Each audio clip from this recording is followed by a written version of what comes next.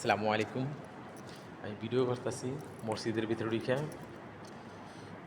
এ দেখেন এই দেশে কত সুন্দর মসজিদ। আর দ্বিতীয় কথা কি, এই দেশে অর্ধেক যদি পুরুষের মসজিদ হয়, অর্ধেক মহিলাদের মসজিদ হয়। এই দেখেন মহিলাদের জন্য এক্সট্রা বাউন্ডারি কইরা জায়গা করছে, কত সুন্দর। এই জায়গায় এই পাশে মহিলাদের জন্য মহিলারা নামাজ পড়ে ওই পাশে, একদম খুব সুন্দর।